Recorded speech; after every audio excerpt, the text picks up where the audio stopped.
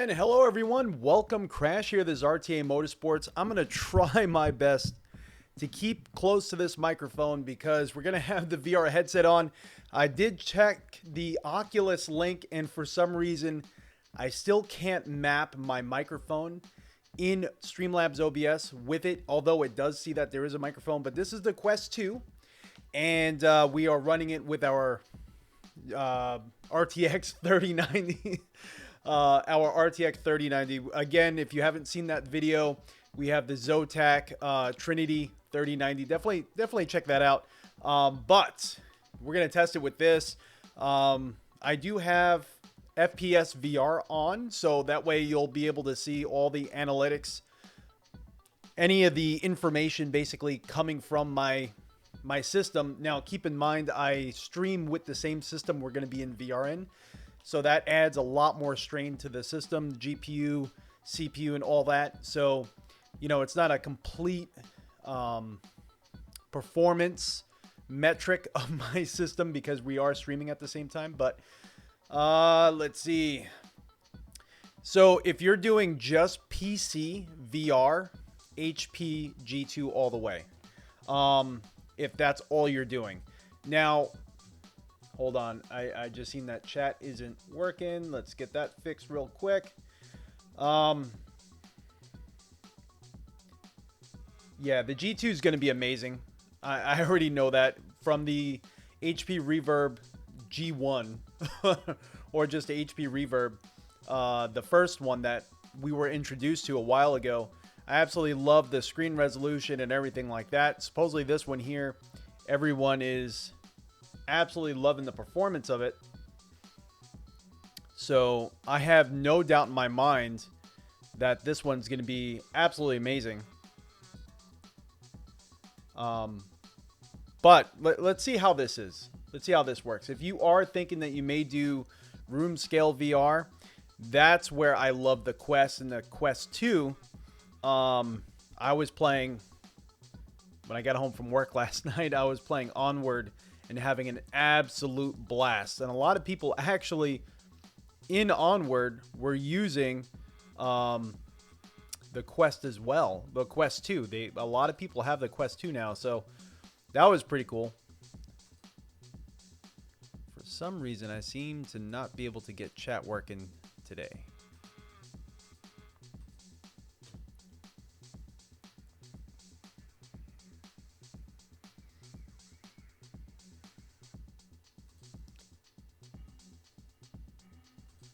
Add a new chat box and let's see if we can get chat working.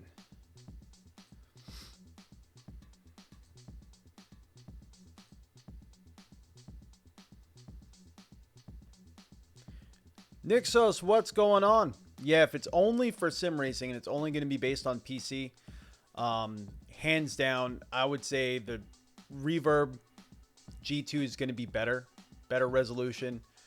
Overall better experience because of that increased resolution. But, you know, there's other aspects to it. You know, of course, we don't have that headset yet, so I can't really say that the comfort level or anything like that is going to be perfect. But, yeah, this is kind of annoying. I can't get chat working. Anyway, if you are watching this in the future, please click on live chat. There is currently chat going on. But yeah, we'll jump into the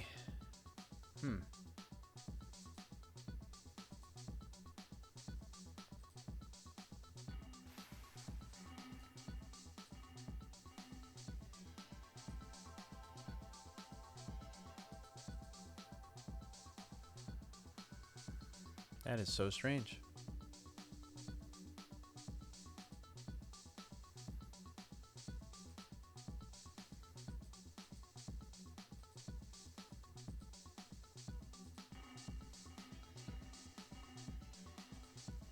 Anyway, may just randomly come up later on. Again, click on live chat if you want to see the chat.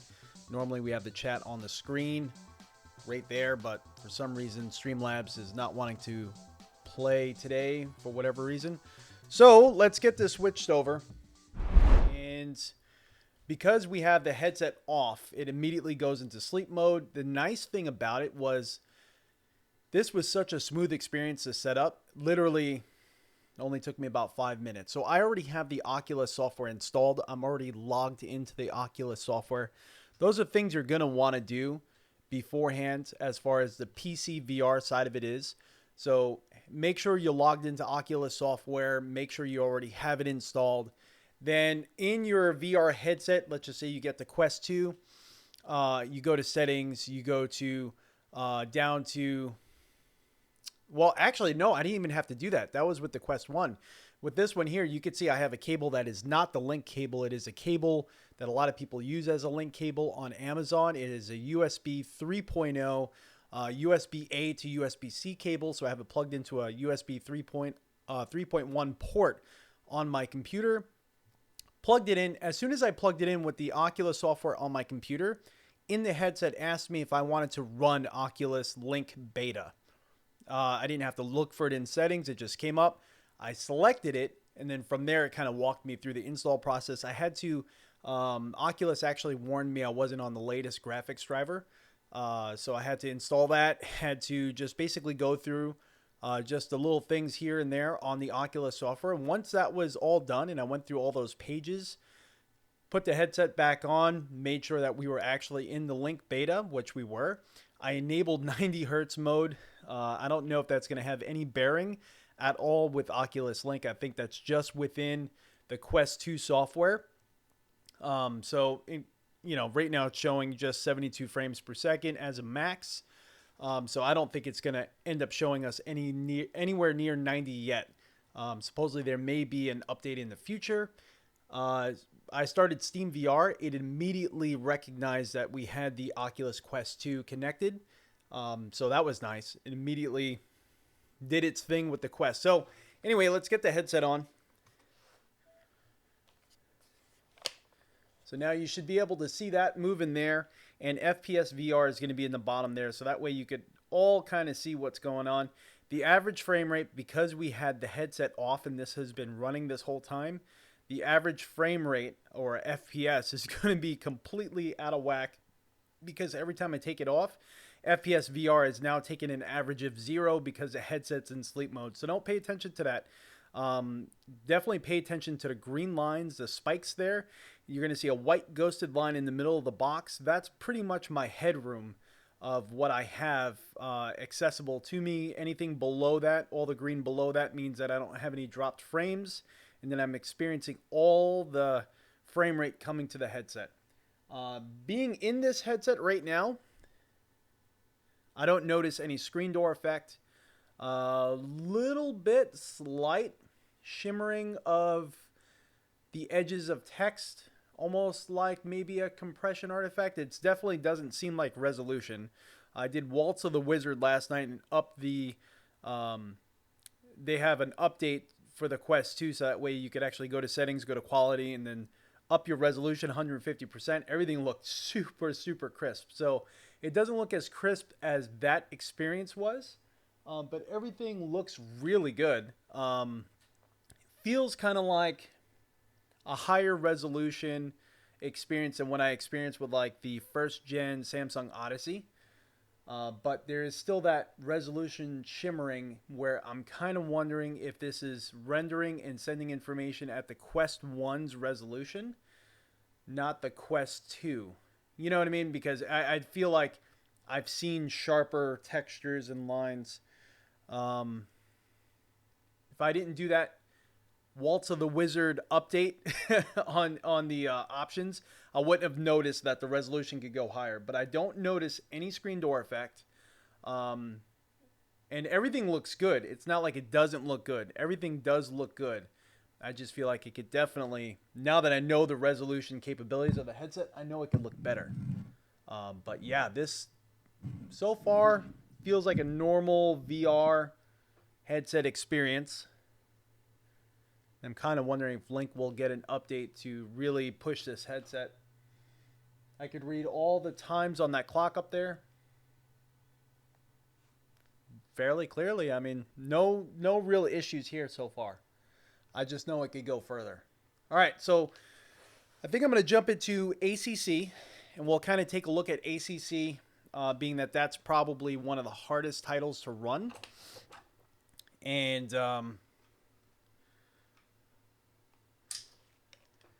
as far as sim racing goes, and we'll see what we see there. I think I left my settings on VR high preset, so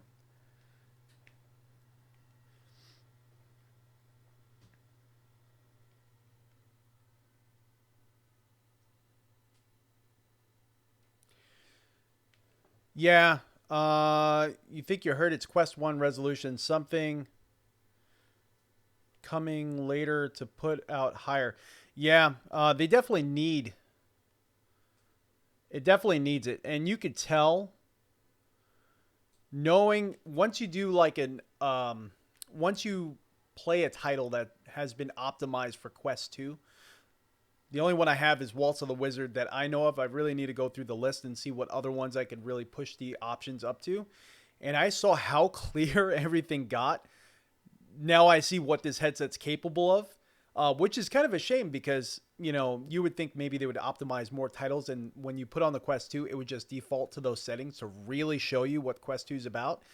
Because when I first put on the headset and I was going around, you know, the VR house or whatever it is, everything looked clearer. I didn't notice a screen door effect, but I wasn't wowed. I wasn't wowed until I accidentally came upon that setting on Waltz of the Wizard and increased the resolution. That's when now, I mean, that was last night. Now I see what this headset's capable of, and that's how I could tell that this is not running at full resolution for the Quest 2, which, you know, is hopeful for the future. And I think if they did that straight out of the gate, it would probably cannibalize their Oculus Rift S sales just from now on. Ray Jones, what's going on?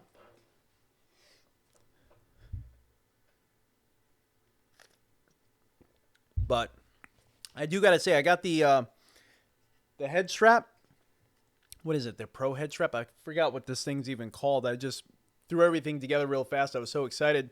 But it is super, super comfortable. And really, compared to the Quest 1, you don't have that front end sort of heavy feeling where the battery is pulling the front of your face. With this head strap, it feels perfectly weighted. The only thing that I wish it had that it does not have now that we had with the Quest 1 is there's no spring to pull it off your face. So once you cinch it down, you got to kind of pull it against your face up or loosen it to get it off, which is fine. You know, I just pull it up because I'm not wrenching it down on my face so tight that I can't, you know, get it off my face. But I really miss that sort of spring that we had in the Quest 1 to really get it on and off easy off your face without actually having to reset anything here.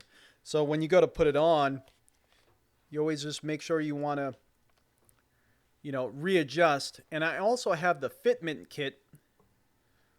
Oh, it didn't recognize my Guardian. And I do have hand tracking. Let's see, maybe if I disconnect and reconnect, it will kick in.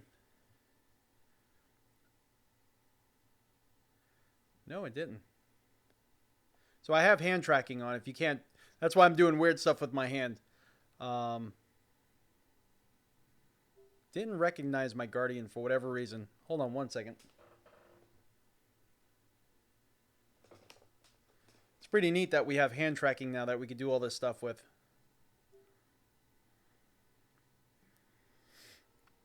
Stationary boundary. Although the hand tracking is a little finicky sometimes. And I have the room view on so that way I could see the rig and everything instead of having the compositor or whatever. Oculus Link. And Waltz of the Wizard, and there's a few other titles, are currently using hand tracking, which is really, really awesome. All right, I'm not seeing anything. You start Steam VR. There we go. So now we're in Link, and now Steam VR is starting. Okay. All right. So before I keep confusing it by taking the headset on and off over and over again, let's just get into ACC.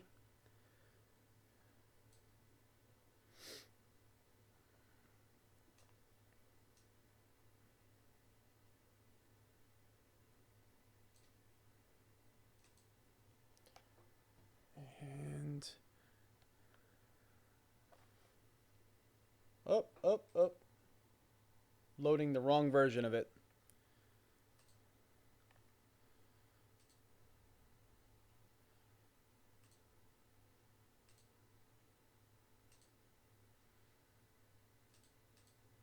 So we have Oculus VR mode or Steam VR mode. I think I'm going to launch Steam VR mode.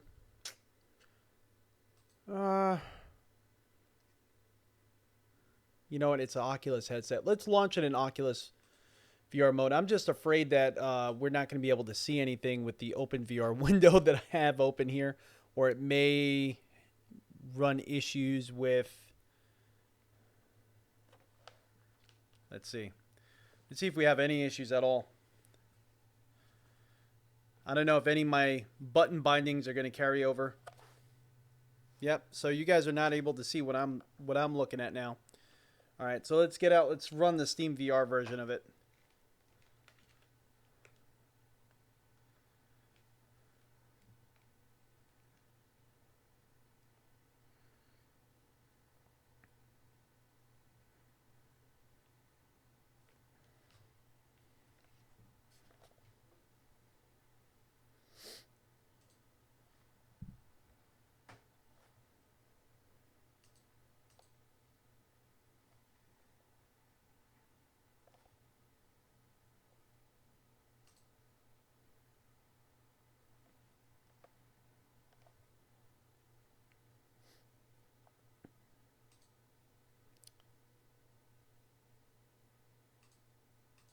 All right, so running the Steam VR version, you all should be able to follow along this time. See what happens here.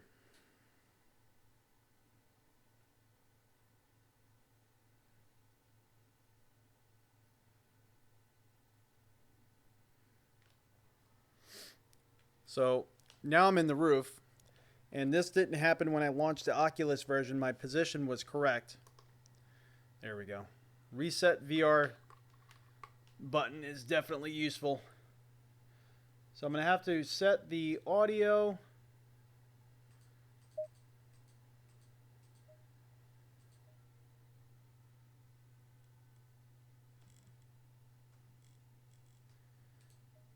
And let's make sure video is set. Oh, it's set to custom. What the heck?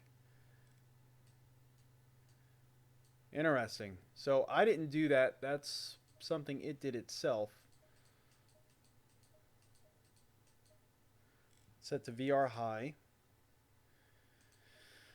And let's just do single player race. Let's see what we're looking at here. We'll run Monza.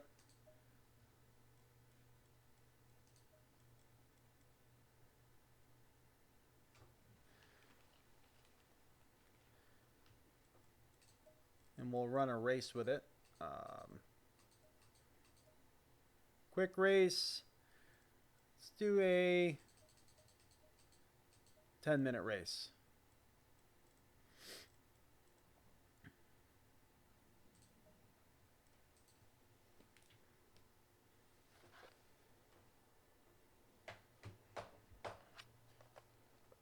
So again, our system,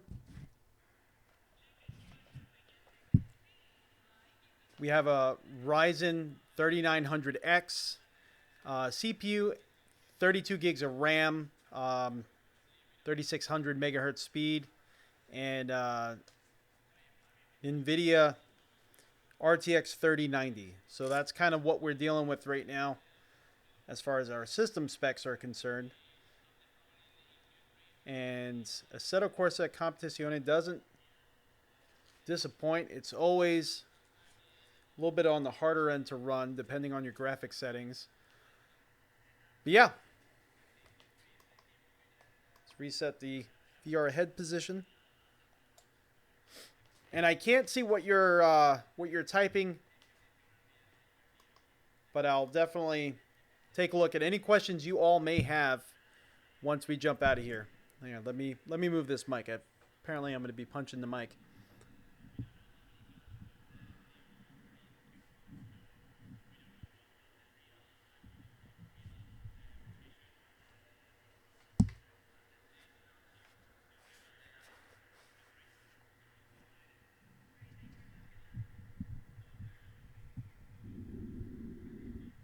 Sorry about the noise, everyone.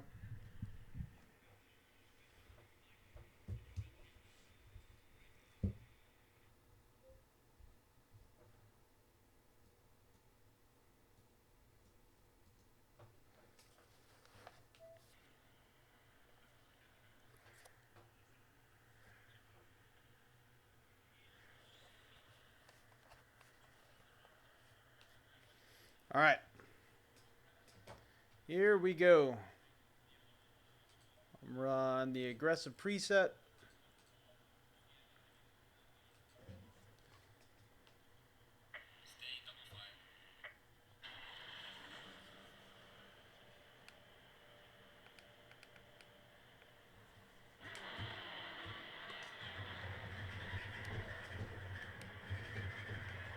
The built-in speakers, they sound better, but they're not really doing a great job at volume right now. I don't know if maybe it's because my system volume is low. I don't know if I have to boost my system volume up a little bit. We'll take a look at that after this race. So even though it's saying I'm running at reprojected 36 frames, because max is 72 at the moment, everything looks smooth in here.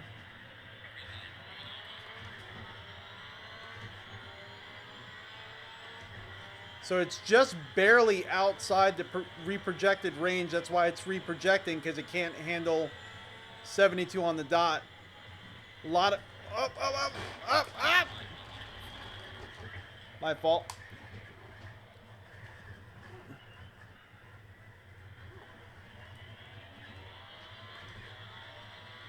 We do have the motion rig going. That's why things are moving around a little bit.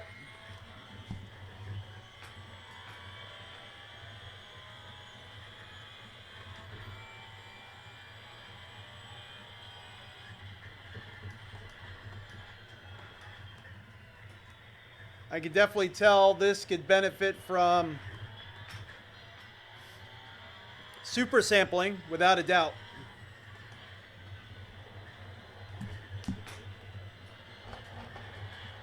Sorry about that. I feel myself. I keep hitting the microphone.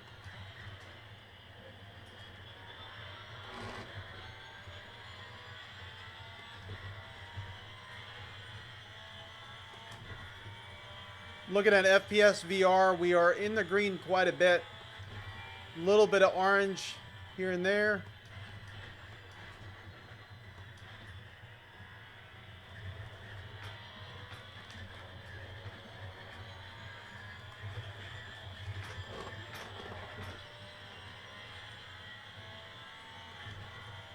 So the frame rate just jumped up there a little bit. Very hard to see the cars in the distance. They kind of blur out very quickly.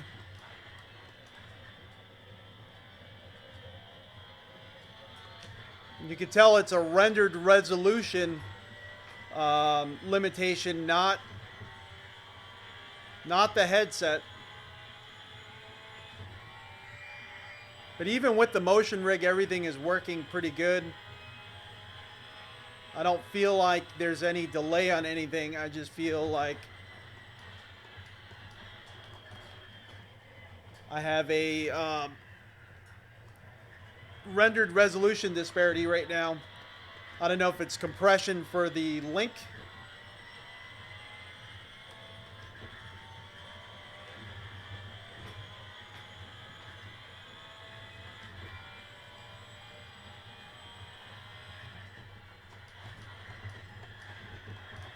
Oh.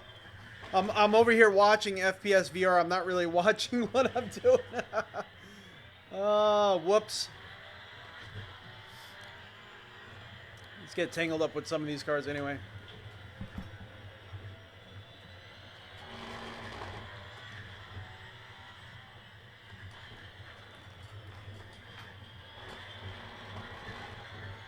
The headset, woo!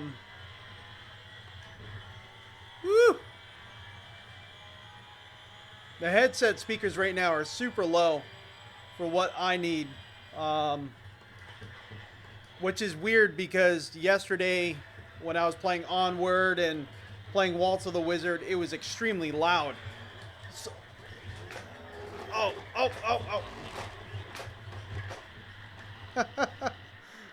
So I know this is not the fault of the headset as far as the volume. Let me find a, let's restart this session here. And let's actually go to, I kind of wonder if I'm not streaming, if we could handle VR high here with no problems. But let's go to VR.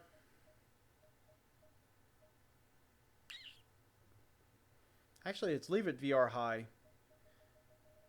I'm going to put resolution scale at 100. Let's see what else we could mess with here. Shadow distance, anti-aliasing, post-processing. Let's put that on low.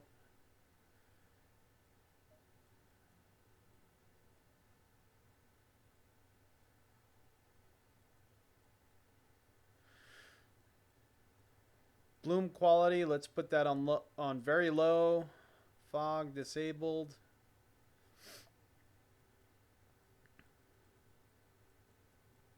All right, let's see what that does for us.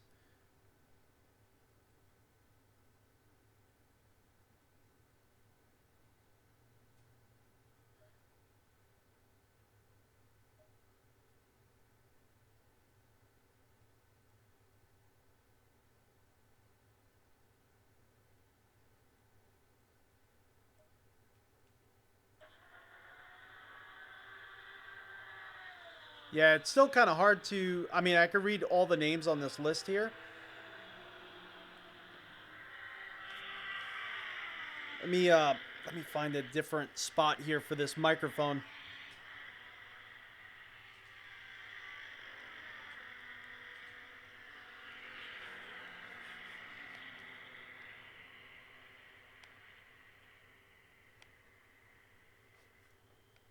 Let's see. Are you guys not able to hear this at all? I just realized you guys are probably not being able to hear this audio at all. Sorry about that, guys. Let's see. Let's set this to...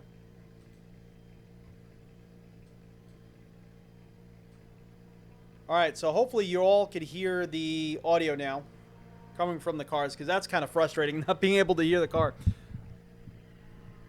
Alright.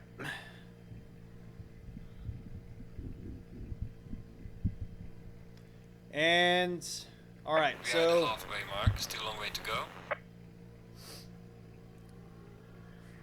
See what this gives us as far as quality is concerned.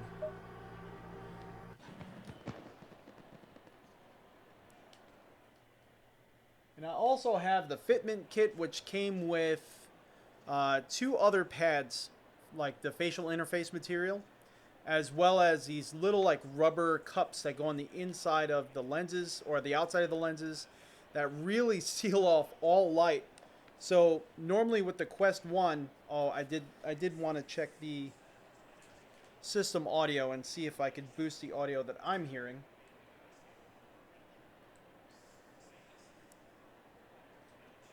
And I think I just have to boost the headphone volume. No, it's all the way up. Very interesting. So it's not anything I can do, but I can tell you, whoa. I can tell you that inside Quest 2 titles, I did experience a lot louder volumes in this. And it doesn't seem like it can't handle the car audio at all. It's just... Oh, no, now my phone thinks I'm talking to it. Okay. Alright, let's give this a try again.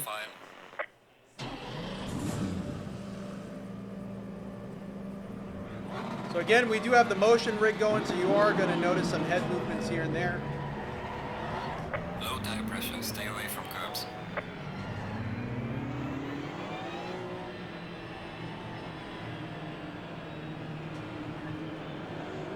And again, if you're just joining in, the system that we're streaming off of is the same system I'm gaming on, so I'm not doing dual PC streaming. So that is quite a bit of impact on the system. So that, you know, that should be said.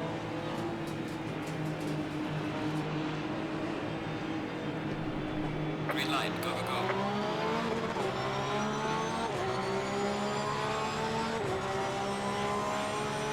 Let me actually focus on my brake points this time.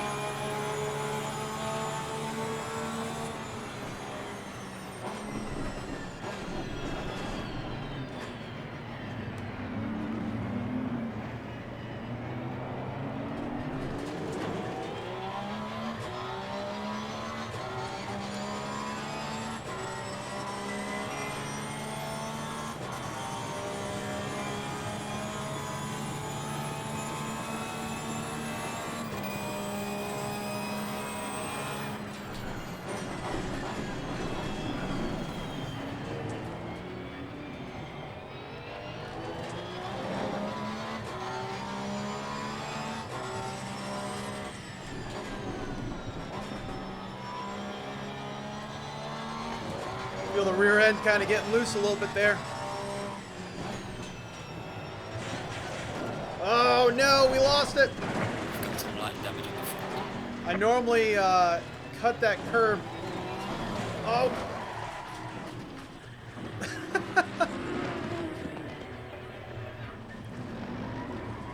Whoa. I normally cut that curb. Slow car, man.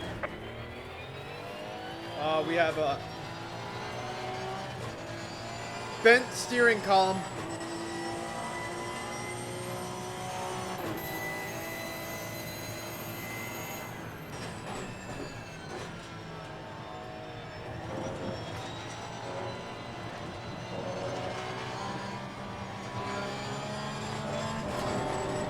Yeah, it's been a while since I've driven this Porsche.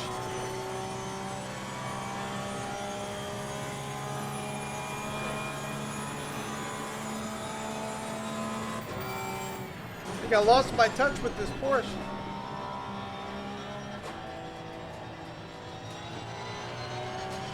Just bringing in for some repairs.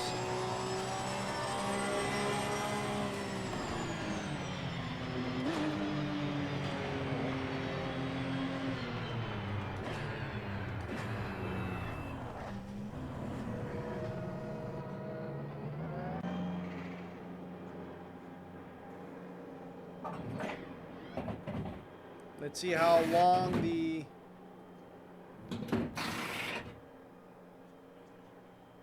time required. Yeah.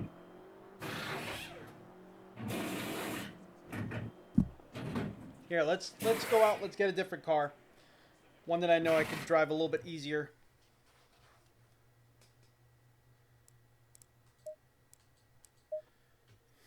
Apparently, I lost my touch with that Porsche.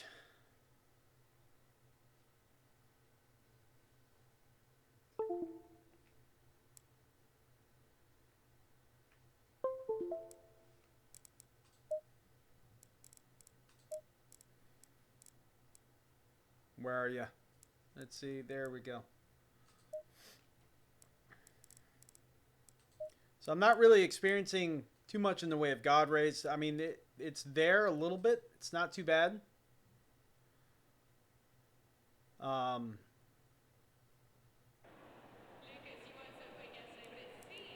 we're going to have to change the view setting here.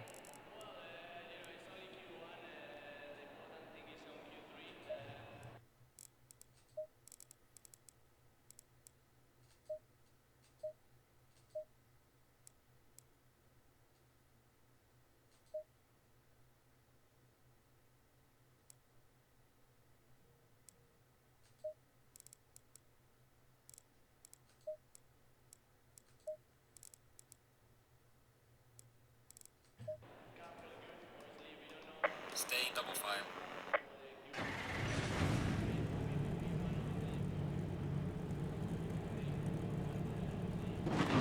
All right, some reason the position is way in. Let me, oh, there we go.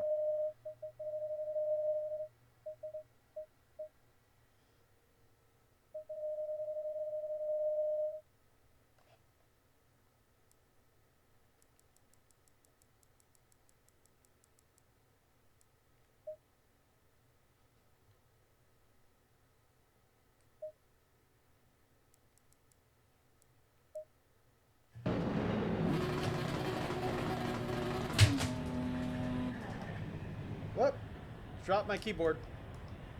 Hold on.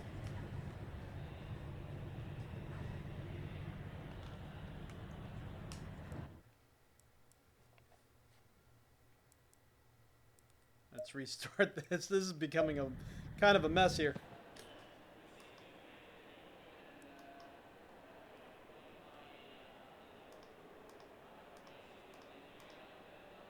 There we go.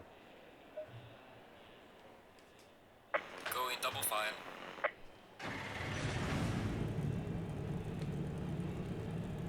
Why is that on electronics? Got everything open in the middle of the screen. Darn.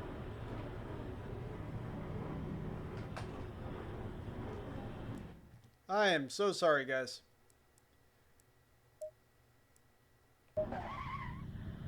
If any of you know the quick button select for car electronics, please let me know so I can take all that stuff off the screen. Actually, you know what? Let's just... Where is HUD? Let's...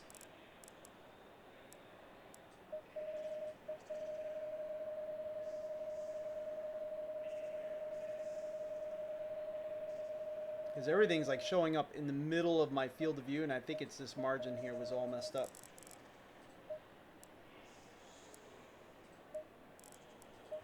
There we go. Okay, that's much better. Stay double file. All right, here we go.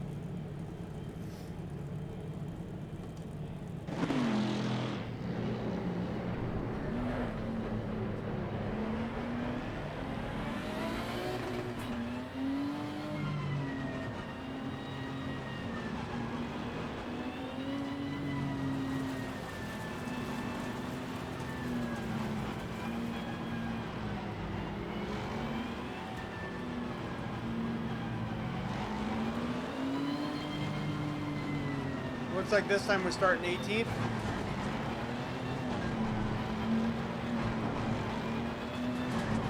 Green light, go, go, go.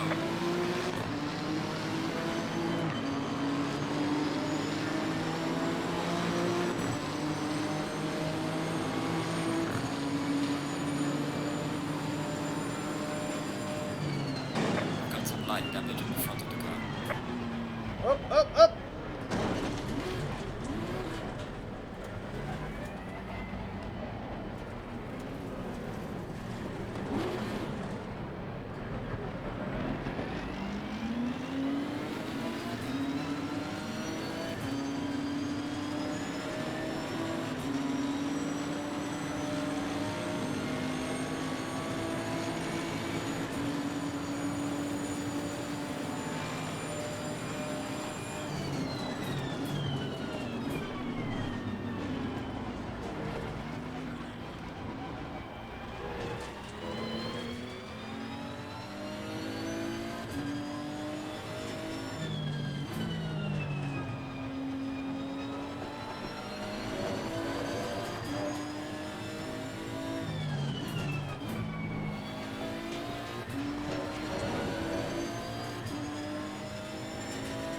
Got an AMG on the tail. Everything's looking good right now, I do gotta say. We're still experiencing that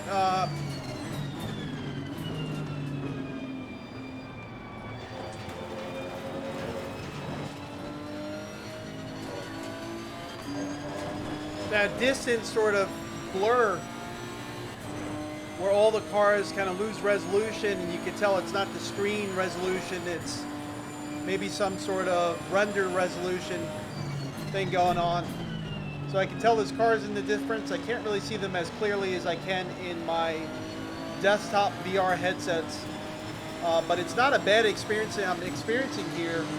I feel like there's no latency at all. There's no lag. Everything feels appropriate. I feel like if this is my only headset, I would enjoy the heck out of it.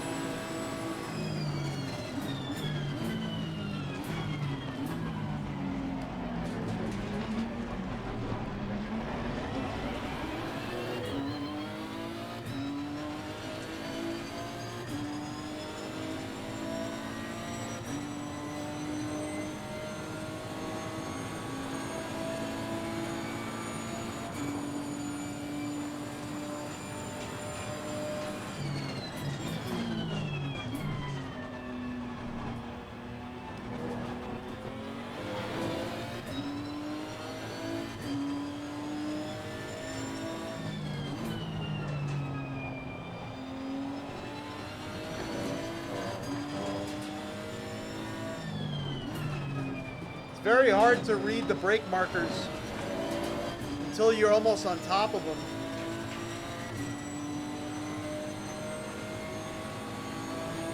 And again, I saw someone wrote that they wanted to see this in Iracing. We might just have to jump into Iracing and just see what the rendering looks like and how it's handled. And again, this is in the Steam VR version of this game. I kind of wonder if we're running the Oculus version of this game, if we would experience something different. The only thing is I couldn't really, well, I guess I can by doing this just, oh, screen windowing.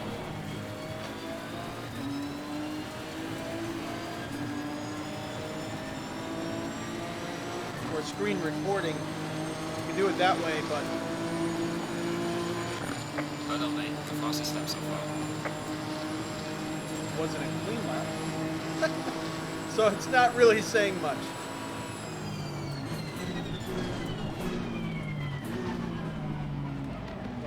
It's been a while since I've been in ACC, and it kind of shows.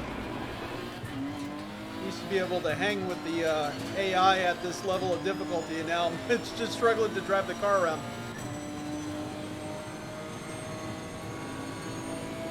Mirrors look nice and clear. Even though this is their low quality, definitely leave mirrors on low.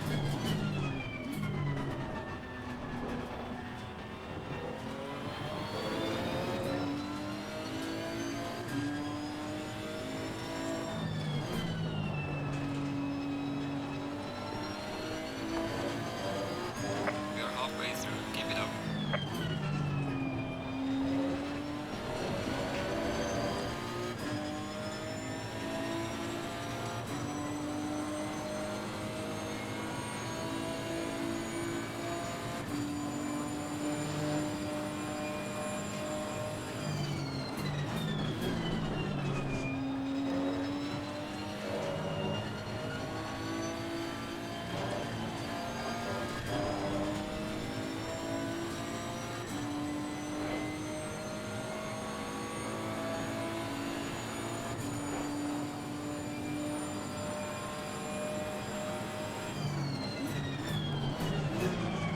I can't really see what brake marker I'm stopping at. I'm kind of having to count the brake markers rather than see the writing on them. Because normally at that one I would stop at the 100. I couldn't see which one said the 100. And I think that's kind of the biggest problem I'm having now. I'm not able to read the brake markers because of just the resolution that they're rendered at. So I can't, now I can read that one.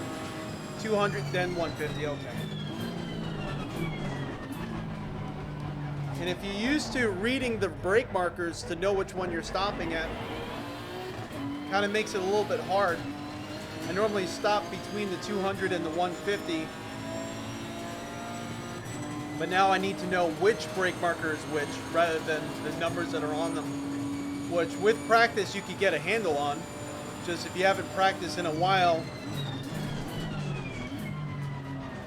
like I haven't, just knowing which one's which takes a little bit of acclimation time.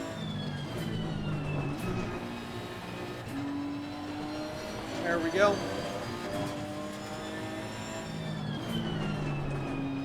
So the experience I'm experiencing in the headset's actually really smooth, even though we are going through its version of motion smoothing. I guess it's like, I think Oculus calls it brain warp, or it's their version of reprojection.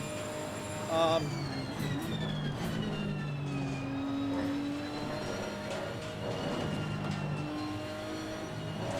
don't know what you guys are experiencing on the screen, if it's choppy or not, but I can tell you right now for me,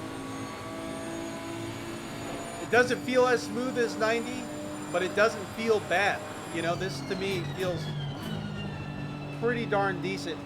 So I just read the brake markers and I kept thinking the 50 was the 100 just because of its location on the track. And I think that's why I kept overshooting that last turn.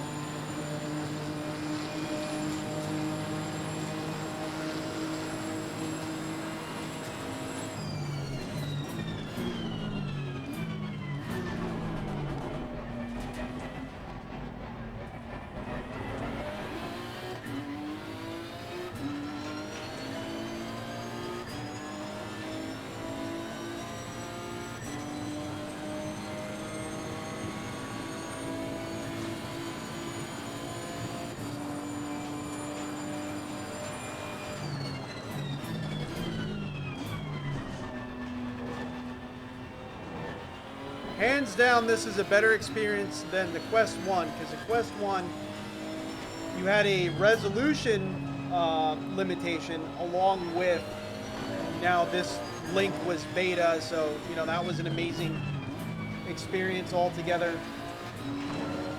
To now experience on a headset you didn't know that could actually handle that, you know, I mean, the processor in there and everything, the way that Oculus their team is doing this is amazing. But now we have quite a much more powerful processor in this headset, and you can just tell you're running at that same resolution that you were with the Quest 1, which you kind of gave it a pass because you could see the screen door effect on that headset. Now you don't see a screen door effect. Now you realize the oh, see, I stopped at the 50 again because I couldn't read the brake markers till I was on top of them.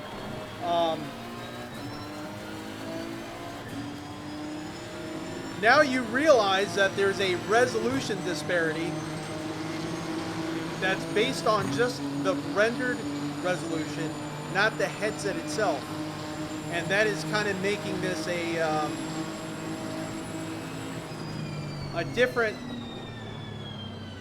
different experience here. Like, I know it can do better than this. So what I'm going to do now is I'm going to jump out of here. Let's see what we're looking at as far as... Let's jump out of here and let's reconvene here with chat a little bit. And maybe either run the Oculus version, see what the experience is like, because this is the Steam VR version. I'm kind of curious what the Oculus version looks like. And then maybe jump into iRacing if we have some time left and really see what that feels like. Because I don't feel like I'm taking advantage of this headset right now. All right.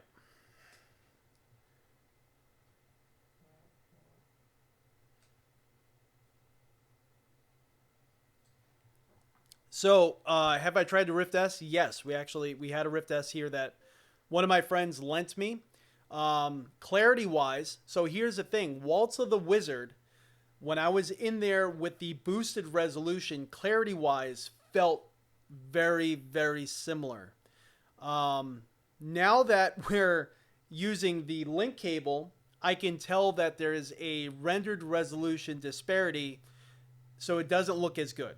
It doesn't look as good as normal desktop VR because there is something with the beta link program that is limiting how much I'm actually getting in the headset. So I want to try running this title with the Oculus version instead of the Steam VR version and see if maybe that looks better. If that looks better, then I'll answer that question for me.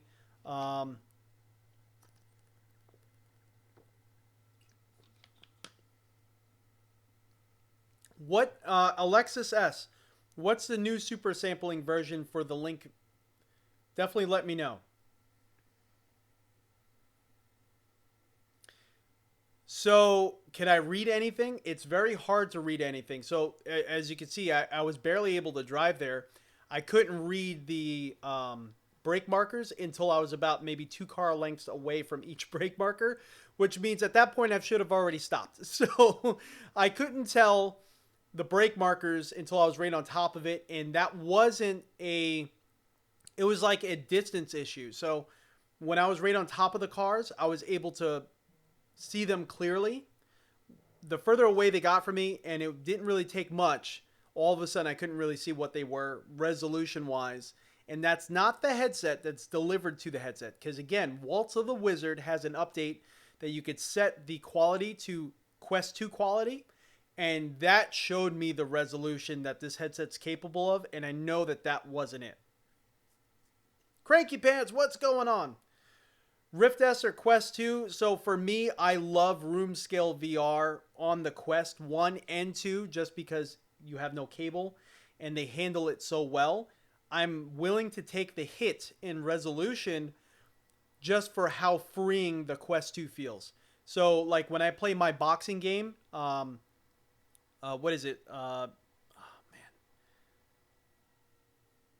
man, how can I not remember the name of the boxing game I play all the time? Something Into the Fight or something. Oh, man.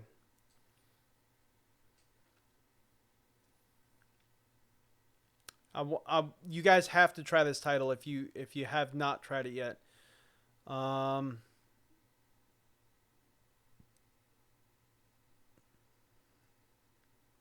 Anyway, the thrill of the fight.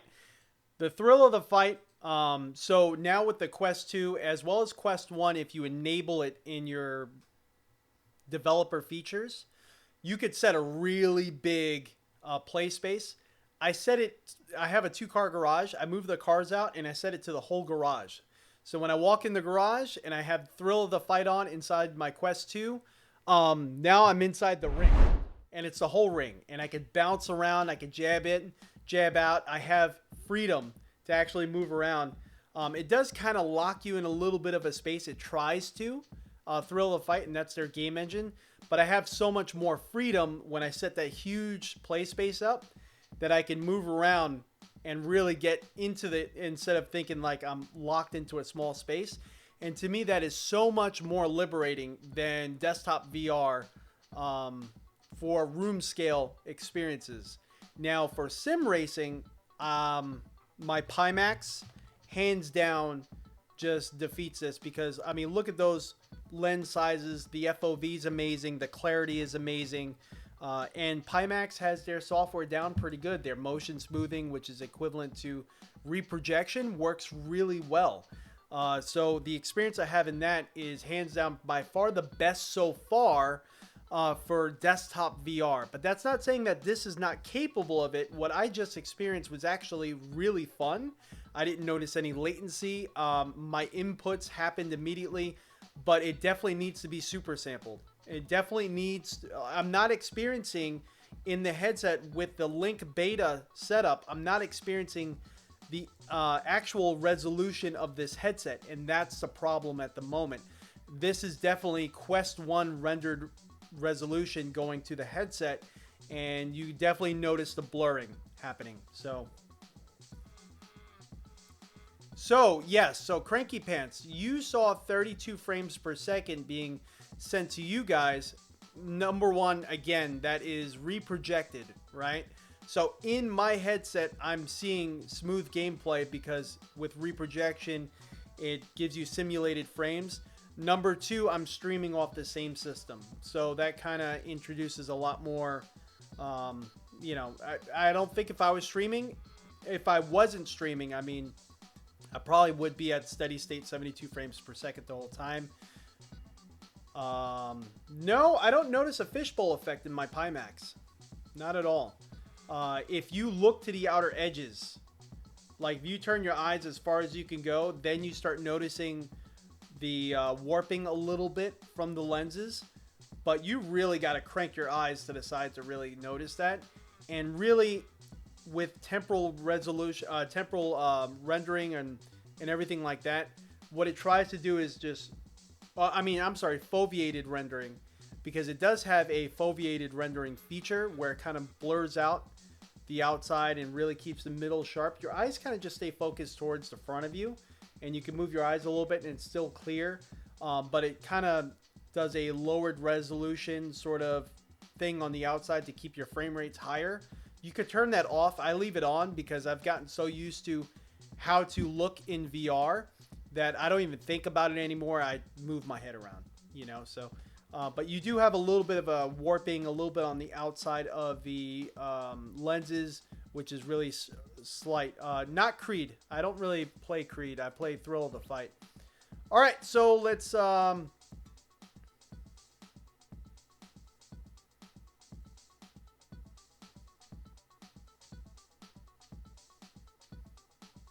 You have to super sample in the Oculus Debug Tool. Okay. So let me give that a quick try. I don't want to spend too much time messing around with that if I can't figure it out right now.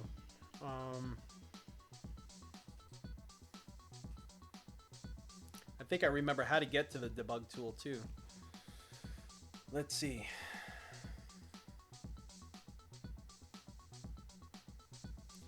But as far as the experience that I felt just now, I feel like it was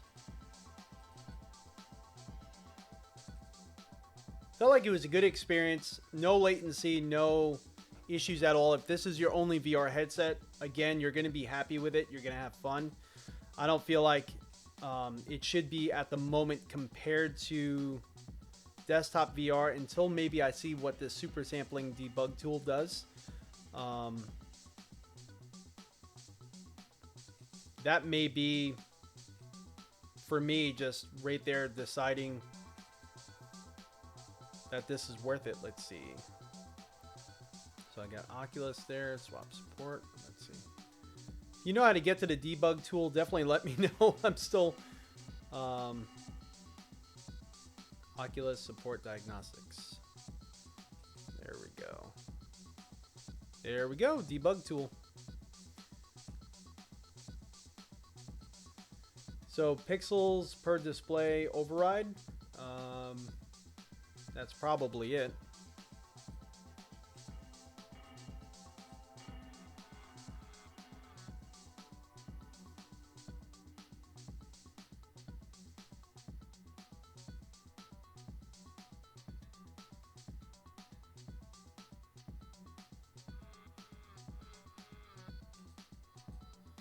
So what are they using?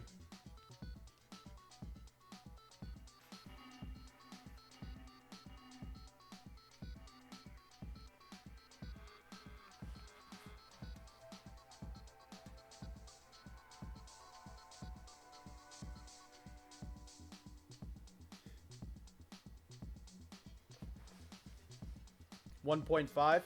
Now with 1.5, do you have to then reset the headset or reset your experience that you're in?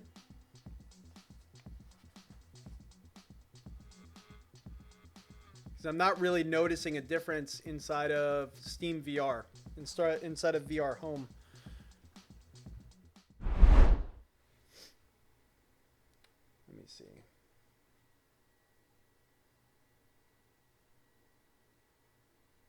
Oh, only work for Oculus apps. Okay. So what we'll do is, that's an easy enough fix. Let me go to, so we got 1.5 on.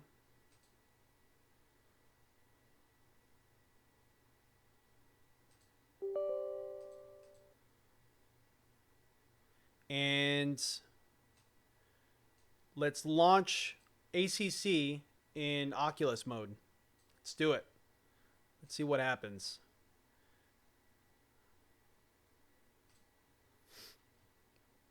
And what I'll do is I'll do like screen capture or game capture or something like that. So that way we kind of get an idea together as to what it looks like. Oculus VR mode.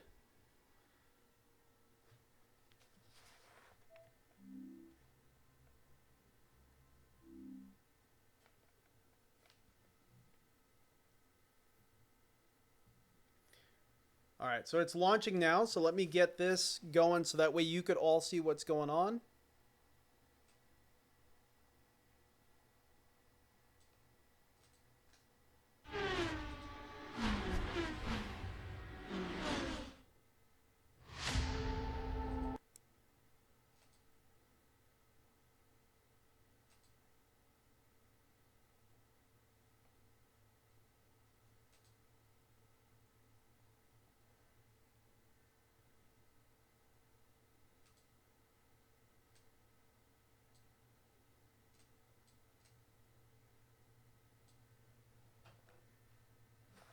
We'll get in the car and I'll kind of, well, this menu looks clear.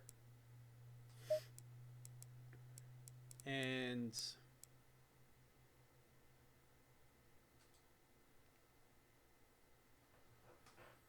yeah, the text looks a little bit clearer so far. Dash definitely looks clear.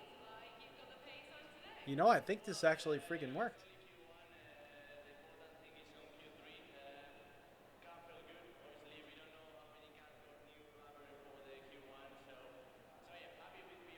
Yeah, I could read, so that 200 brake marker, before I couldn't see that. Just that far away. I don't know if you guys could see what I'm looking at all. Nope, you can't. Hold on one second. Let me see if I could figure out how to pull up the window Oculus mirror. There we go.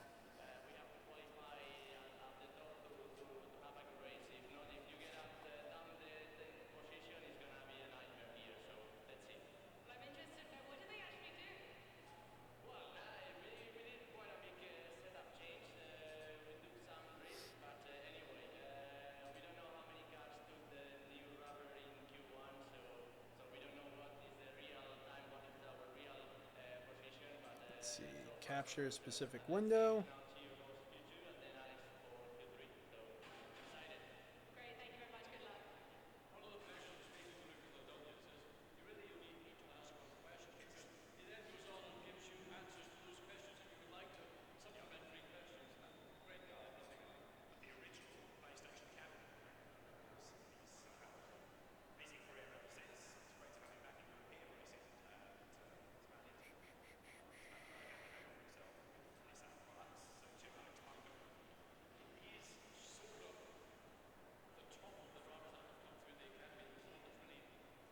There it is.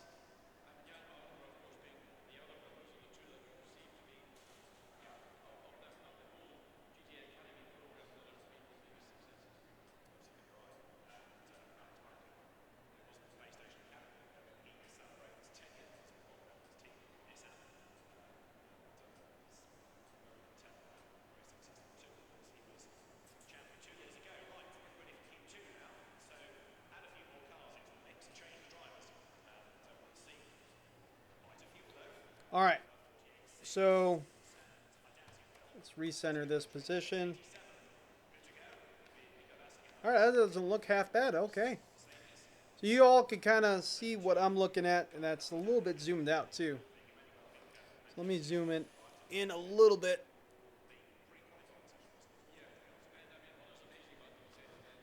Try to give you guys the experience that I'm feeling. There we go. That's much better. All right, so again, that 200 brake marker I could see. Let's get on the track and let's see what it looks like otherwise.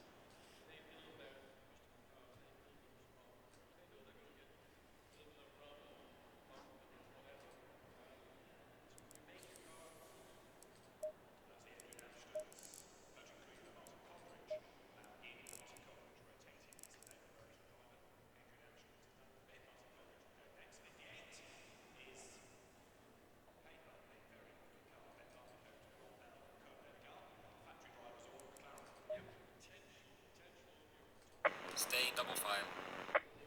Hopefully it stays fairly smooth for you guys. The experience I'm having here is clear.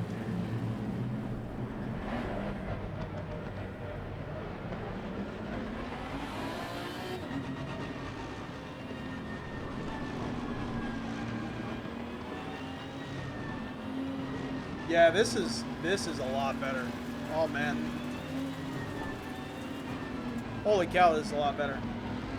I feel like there's a veil kind of lifted off of just blurriness. Feels fairly smooth. Green light. Give it all you can.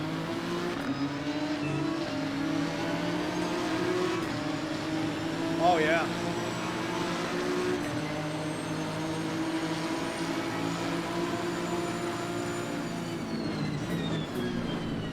I can actually read the brake markers, everyone. There's a slow car up ahead.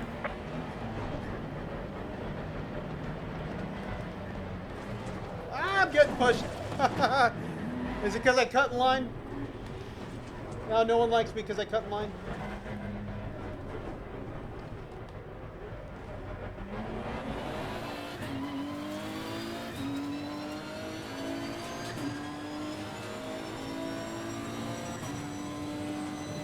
Alright, so now the argument can be made for this headset as an actual desktop alternative. Yeah, that made a huge difference. A little bit of stuttering there. I'm noticing it's very slight. Definitely we are on reprojection and it's handling it on my side. I don't know what you guys are experiencing. But it's definitely playable. One of the smoother experiences I've definitely experienced. I mean, this feels just as smooth as any other VR headset. No latency being noticed there. I can read the dash completely now. Thank you guys for letting me know about that debug tool and render resolution of 1.5. That made all the darn difference.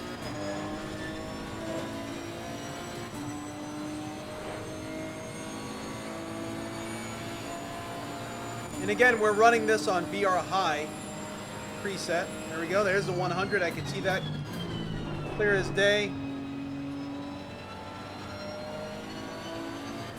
So, this feels pretty darn good. Now, I don't have a Rift S to compare side by side, but to me, this feels just as good as any other experience I've ever felt in desktop VR. I mean, it's not going to be as clear as some headsets because of just limitations as far as resolution, but this feels better than like the Samsung Odyssey. This feels, I mean, as far as what I remember from the Rift S, I think that this feels close.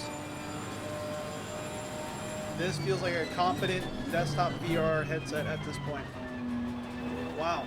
Wow, wow. That's what I'm talking about. And I can read the brake markers, go figure. The magic of resolution.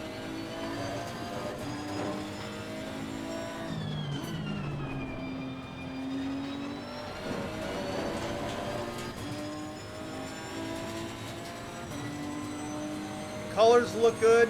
Now, I do gotta say, I was playing Onward last night, which is a military style game, and there's a lot of like levels that take place at night. That's where you see the limitations of this style panel, the backlit LCD panels that they're all going with, and darkness. It looked more gray than pitch black or nighttime, which kind of made it a little bit hard to see in some instances when I was trying to decipher if that was a person hiding in the shadows waiting to try to kill me, or if it was a just a shadow, because it doesn't handle. Well done, mate. This has been your personal best. black areas or nighttime or darkness, as well as an OLED. It is what it is at that point. But man, the lack of screen door effect and the resolution increase is well worth it. But for sim racing, you're not really going to notice that much.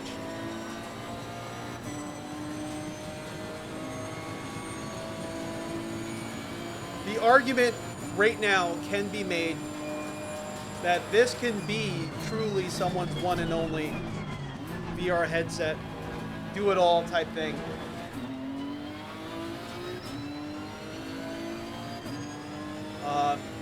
G2, I don't think this is gonna shake a stick at the G2 because it's just pure hardcore resolution with the G2 or the Pimax AKX. You know, with any of the Pimaxes, now you're losing out on FOV. In that experience, which is not for everybody, but I believe it's an amazing experience. I love my Pimax and the experience I get from that.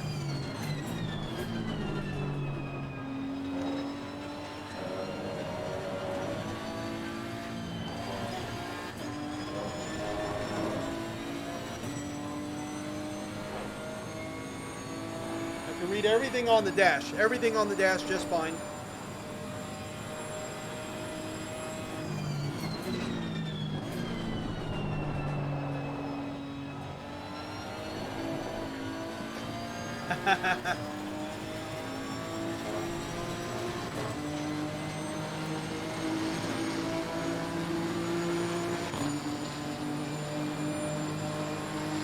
This is great.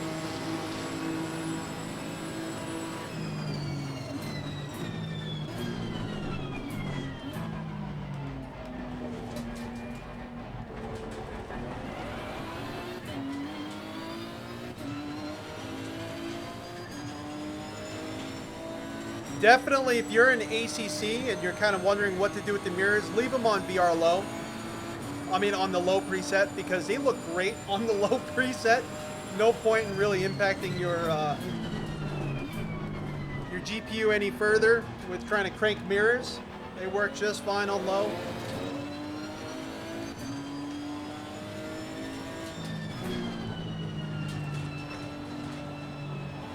Now, I am getting random little stutters here and there. It's very random.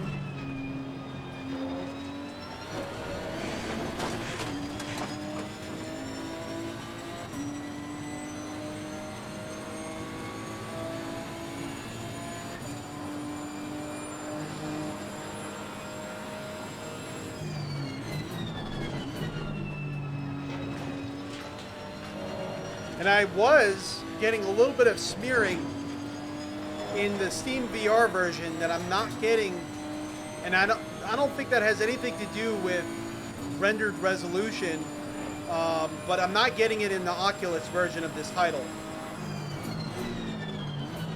And that smearing has to do with just fast-moving objects, different contrast. You can kind of tell almost like a mirrored sort of effect of the car. I'm not a mirror, like a ghosted version of the car, lines extending out from the car, almost like a motion blur effect. But I'm not getting that at all. Everything looks really crisp right now.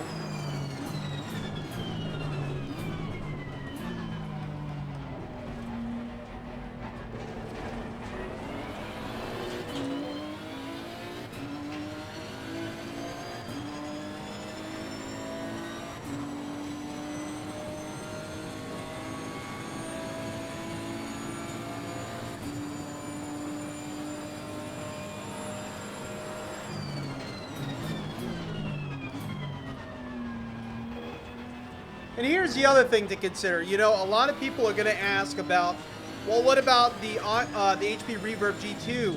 Or what about the Pimax AKX? Well, one thing you have to consider is you have to be able to push those pixels.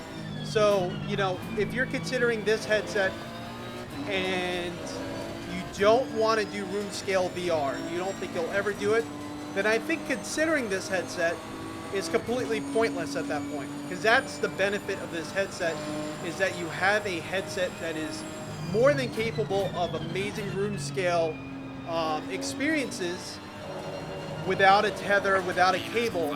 And if you're not considering ever doing room scale VR, that kind of misses the point of it. The headset's only $299 for the base version. So, you know, if you're just looking for a cheap experience, to me, this is a very competent desktop headset that I'm experiencing now, provided you have a good cable and a USB 3.0 port with enough throughput. I'm having a great experience right now. So, yes, it could be someone's one and only, but I think you're missing the point if you're not considering room scale VR. If you want the best resolution, hands down, you know, the Pimax AKX or the HP Reverb G2, when those come out, those are probably going to look a lot more clearer than this headset will, right? But you have to make sure your system can handle that resolution, or else you're not going to be happy either way. This is a lower resolution than those headsets, and it looks great. I'm having an amazing experience right now.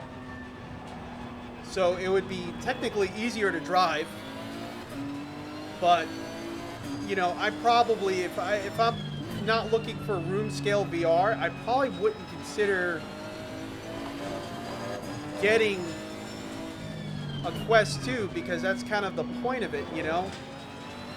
And now seeing what I'm seeing now, I really do think, you know, if you do room scale VR and you want a great PC experience, as long as you know how to go to the Oculus Debug Tool, which was really, I mean, I haven't gone to it in probably about a year and a half. And so I haven't really messed with it much, and it really didn't take me, I mean, how long did it take me to find it? Well, actually, no, I'm sorry. Someone actually told me where to go. But anyway, it's really not hard to get to, and it's not hard to figure out what you have to adjust, right?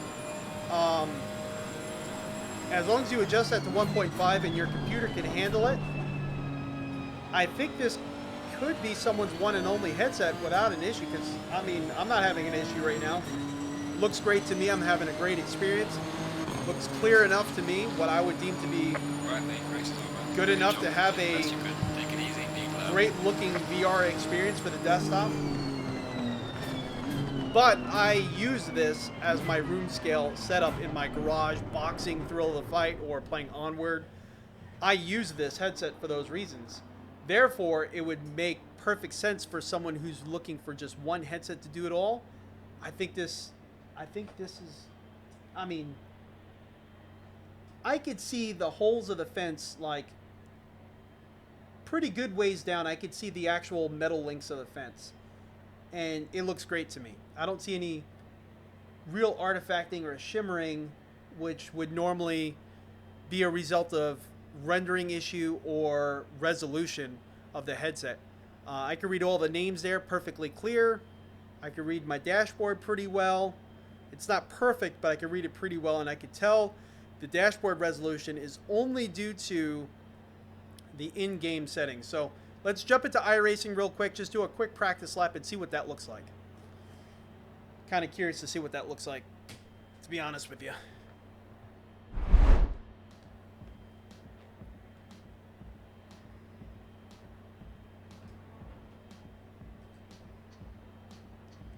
Let's see, let's exit out of here. And where's Iracing?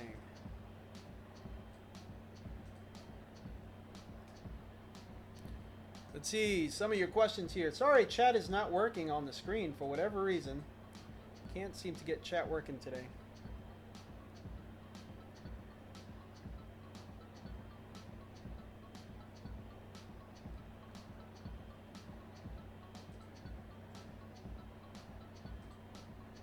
Let's try it again.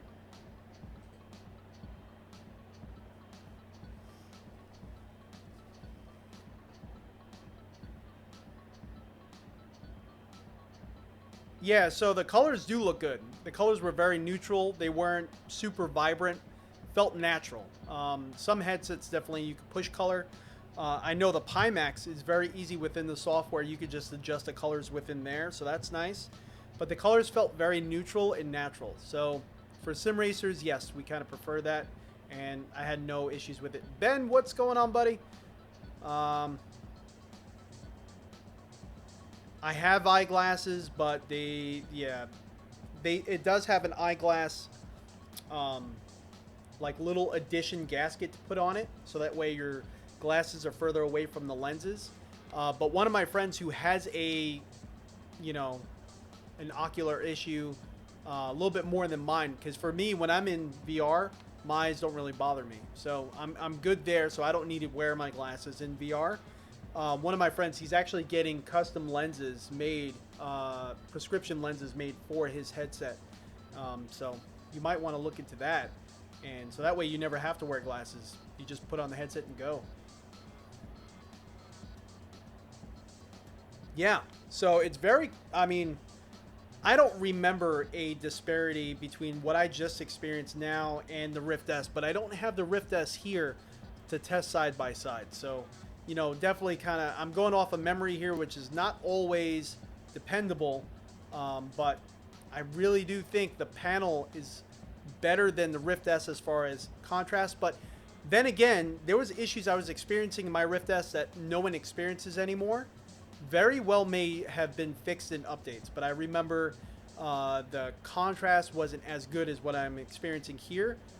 It was one of the first Oculus headsets to get that type of panel.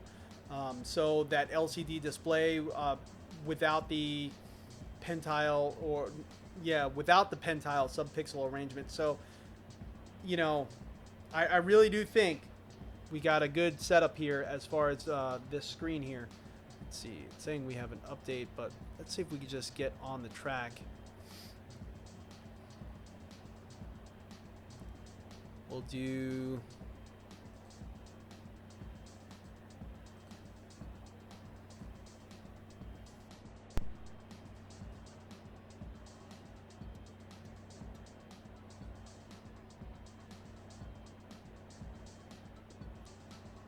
So the G2 paired with the 3090 will be amazing. Yes, I can't wait. I just got notification from them that it should be shipped early next month, but they didn't give me a date yet. But it's actually official word from them, so I'm kind of holding them to it. Oh, let me change the steering wheel out, because I have it set up for my other steering wheel. We're going to be driving the Audi RS3 at Brands Hatch. I don't think I have a setup for it, but we're just going to try something random.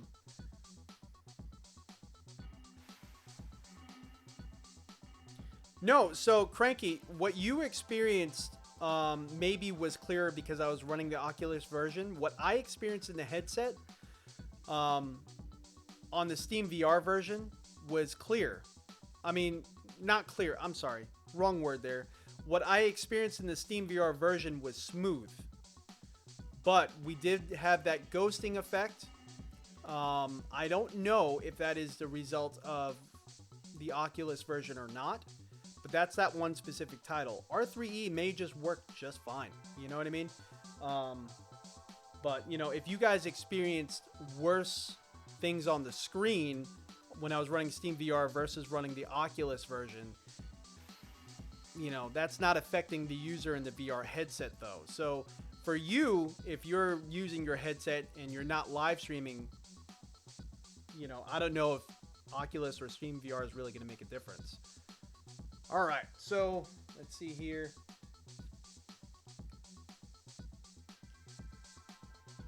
But can I confirm to you that I modified width to 3664 in Debug Tool? All right, let's see. Where's the Debug Tool?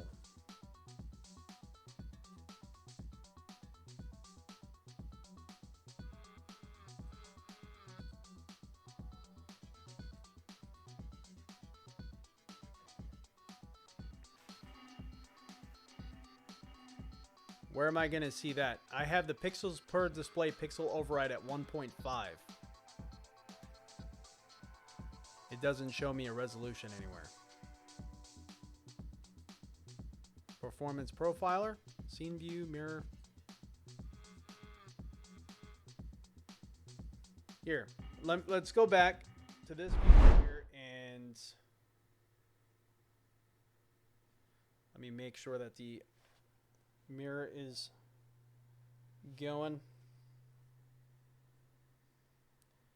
in encode.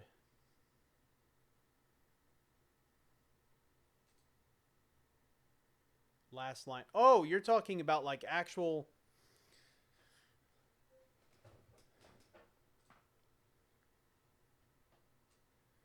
Let's see. Because I have layer HUD, but I'm in the debug tool.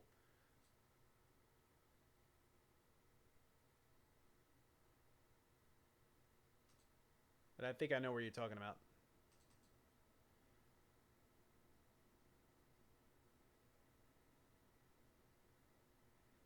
Nope, I don't know what you're talking. All right, let me show you my debug tool so that way you could let me know kind of what you're looking for here.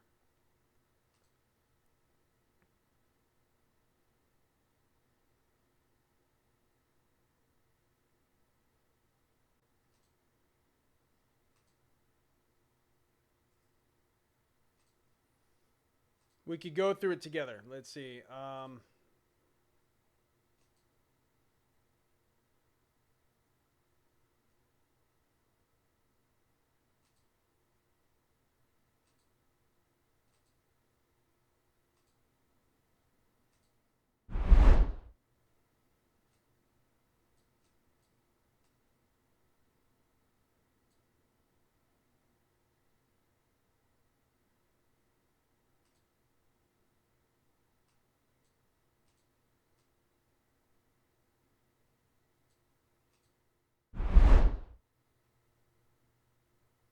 It's the bottom line. So layer HUD.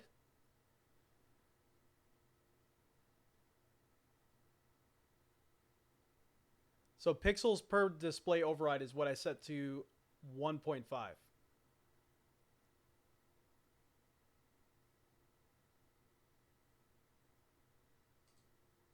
3664.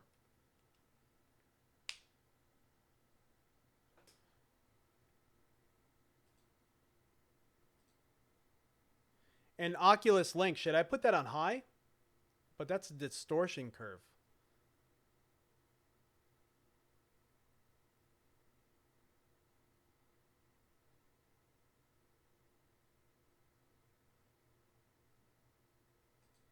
So being that I set the encode resolution width to 3664, the pixels per display pixel override, should I leave that on 1.5?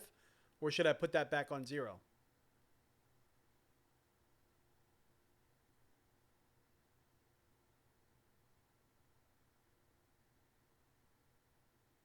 Just like this. Leave the pixels per display override on 1.5. All right. I won't touch anything else. All right. Here. So I'm going to restart Iracing just to make sure that, I don't know if you have to or not, but I'm so used to whenever you adjust anything, you got to restart the software.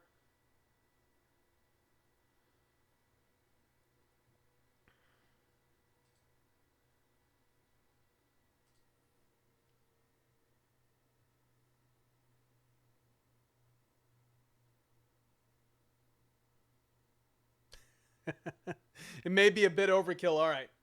Well, it is what it is at that point, right? We'll see. I'm running a 3090, so I mean, you know, it's not the most powerful. Oh well, it's not a supercomputer, but we'll see. All right, so it's starting on the headset.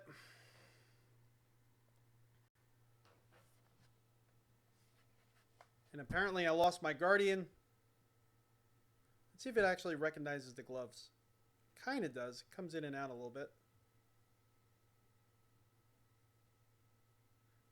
No, it doesn't like the gloves.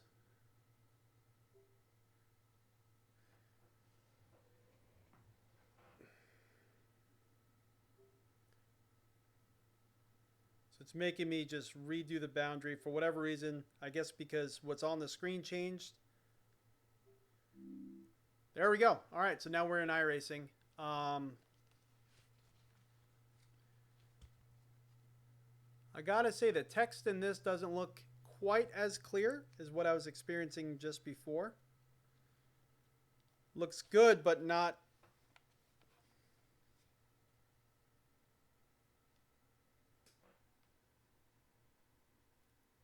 Let's see. Let me go to.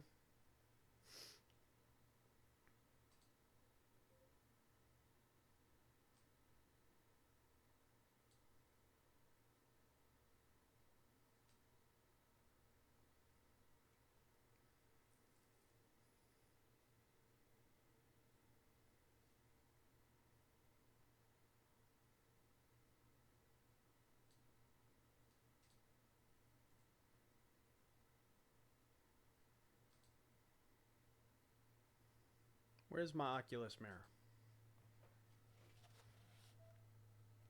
There we go. All right.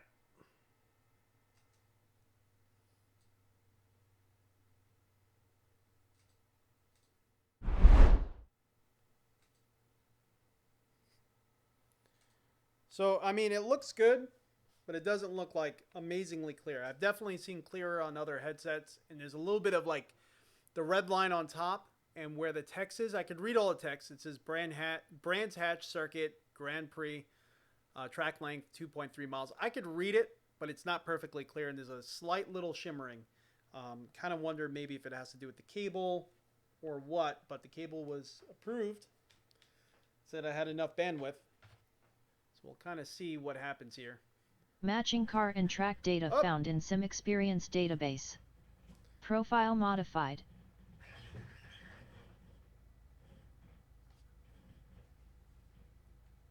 So apparently all my buttons, I'm gonna have to reset the buttons. Anyway, we'll just reset some of the buttons so that way things kind of work right.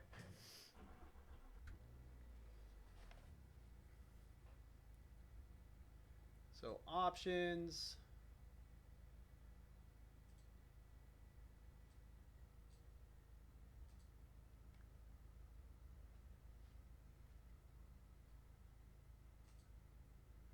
And then let's go to graphics and let's actually turn things back on.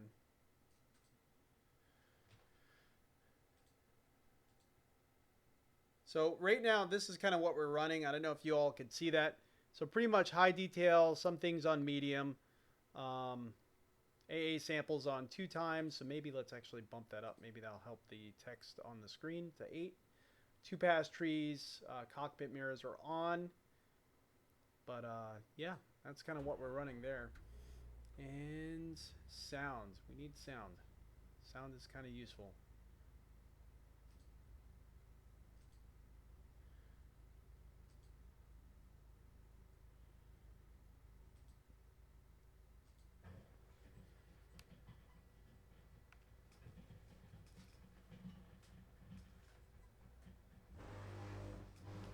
And I could barely hear the car right now. That is really, really low. And I have my headset cranked. I'm going to crank this for you guys, so at least you guys could hear the car. But I could barely hear anything. Everything looks good.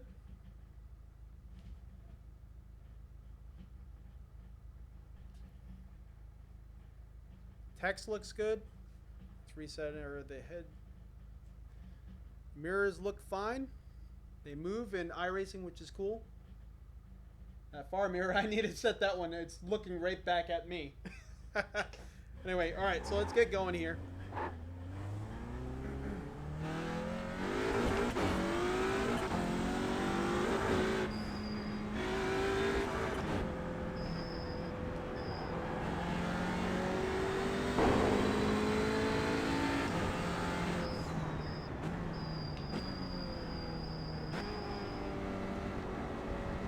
Straight out of the gate, things look a lot better on track. I don't know, maybe me just kicking up that 8 times AA is what just did the trick.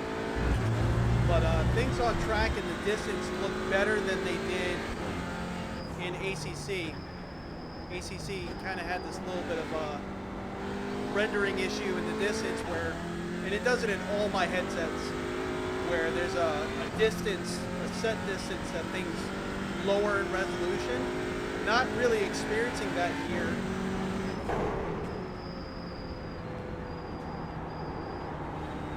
Everything looks really clear almost as far as I can see. Feels a little bit more natural.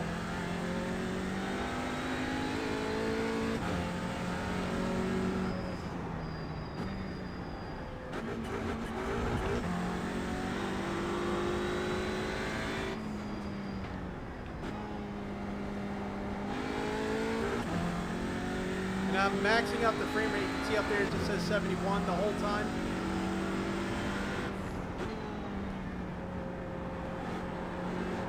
Which is the headset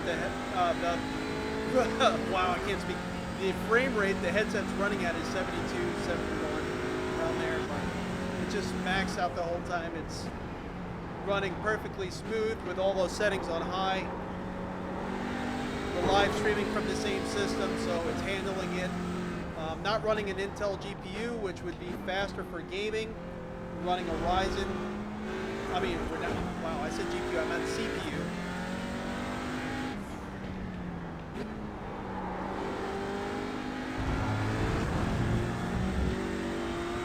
So, I'm sure if you have like a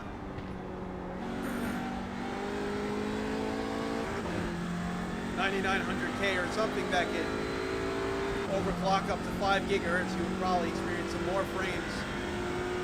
This title is definitely CPU heavy.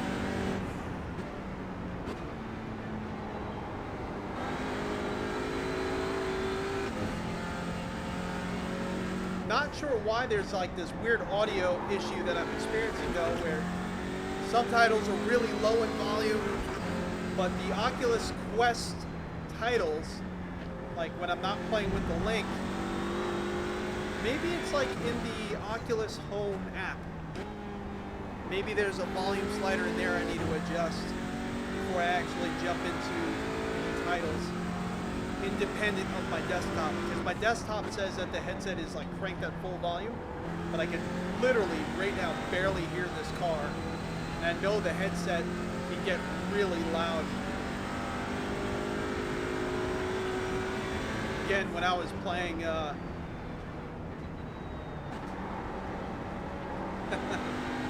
I got it in. All right. When I was playing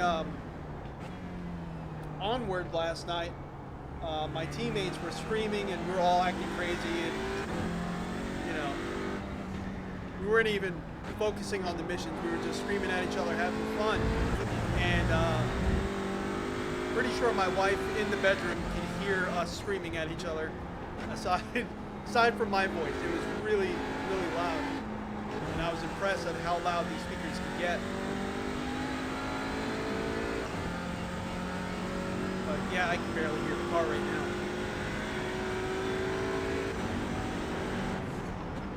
I haven't seen that frame rate move from 70 yet. So let's try different car and track. I know the Nürburgring, the Nordschleife has some areas that could be a little bit more difficult to run. Hopefully you all were able to. I could shut the motion rig off. That just takes a moment to do. That's no big deal. Come on, get out, get out. Are you guys experiencing a lot of motion? Sorry about that.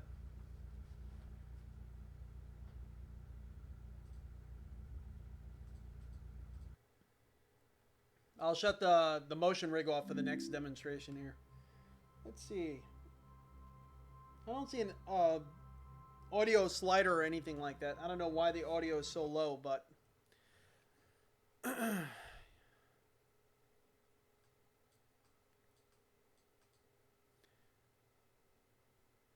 maybe fix the distance clarity. I'm not really sure. What's ACC? Assetto Corsa Competizione, Isaac. One of the newer Kunos titles that are out. So with the help of you guys, I know someone just asked, what did I do? With the Oculus Debug Tool, we set the pixel per display. I'll put that on the screen right now so you could all kind of see. So we set the pixels per display pixel override up here, 1.5, and the encode resolution width at 3664. Huge difference. Huge difference. Now, again, on the distance in ACC, there's a distance setting that you could set for rendered distance, and a lot of game engines have that, and ACC is a little bit more aggressive with it to try to keep frame rates higher. So in the distance, it does get a little bit more blurry, but it's at a level that is, for me, being in VR for so long, having so many different VR headsets, I find it acceptable. If you're just coming into VR and expecting perfect image quality, like as if you're there in the car looking with your own two eyes, you're not going to get that yet. We're not there yet visually. So you're going to have to expect that there's going to be some sacrifices in VR. If this is your first VR headset, it's not going to be like you're in the car looking with your own two eyes, and some people have better than 20/20 vision.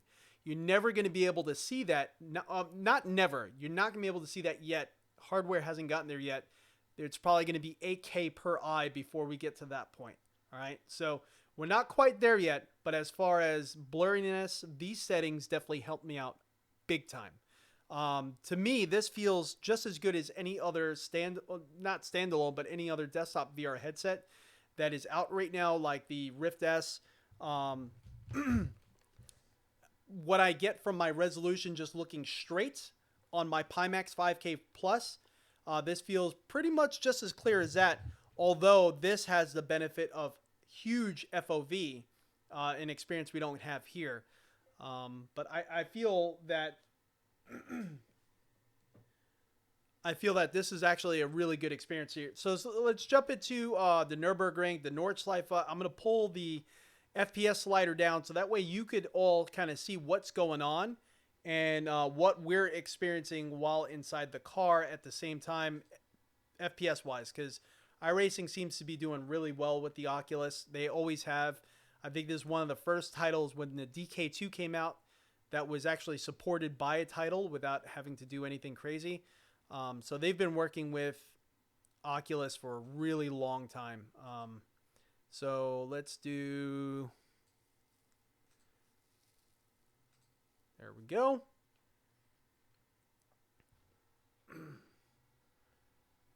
In Debug Tool, click File and Save as Administrator. Will do. Thank you. Again, thank you for everyone that's helping me out right now. You know, I'm testing this, but we're learning, so this is not a review. I have Launch Validate App. I think I already did Save as Administrator. Think, because I don't have a save option here now. I have File. It says Launch App and Validate App. That's all it says.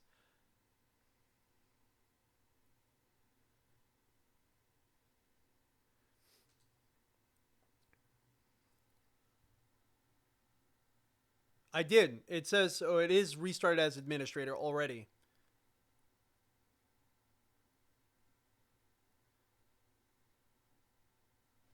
No motion, that's sacrilege. Well, we have been using motion, but I know it's kind of hard for some people to watch motion. So we'll take it off just for a little bit. Because I know it is kind of hard for some people to watch. I have my my shaker kit going anyway, so I could feel the transducers going. I could kind of feel the track.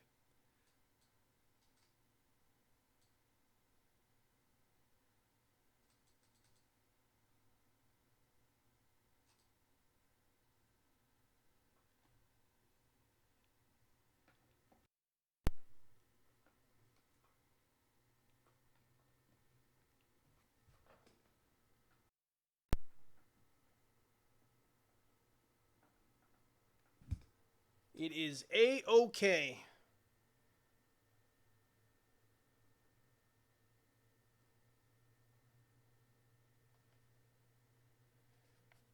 iRacing Dirt. Yeah, definitely.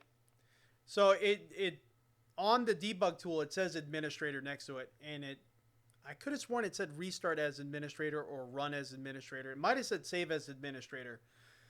That might have been what I did, and now it says administrator on the top. I know you guys can't see it because I was just capturing the window of it, but it does say it on the top there.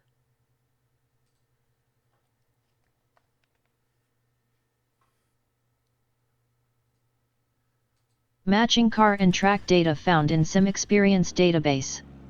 Profile modified. So this is a very hard car to drive. I don't even know if it still recognizes my H pattern shifter. Alright, so we have to set that H pattern because this is an H pattern car and it requires it if you want to experience the craziness as you should. So let's go to options, gearbox.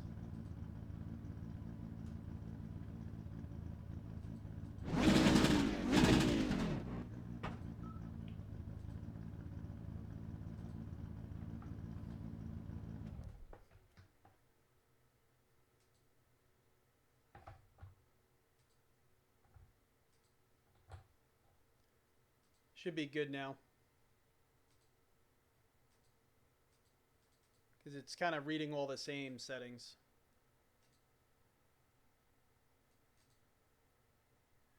And yeah.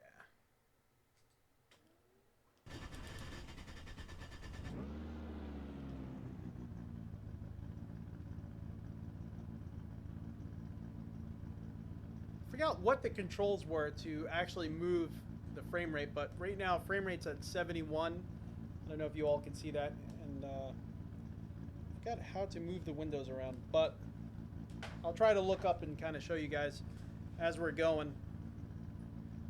Again, still having the issue where I can barely hear the car.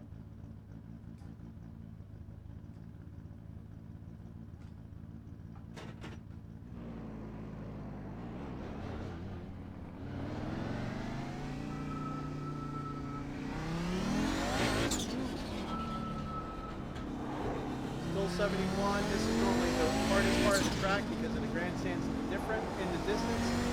Look at that, still at 71. That's awesome.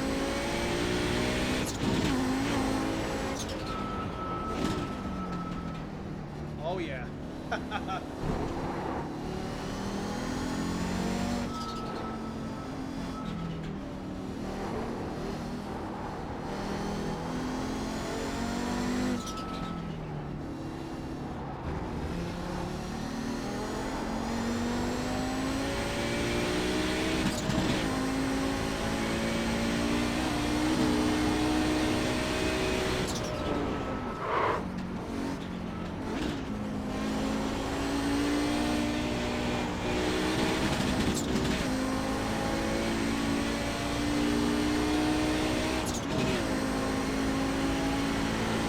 There we go. Oh, this looks awesome. This looks really good.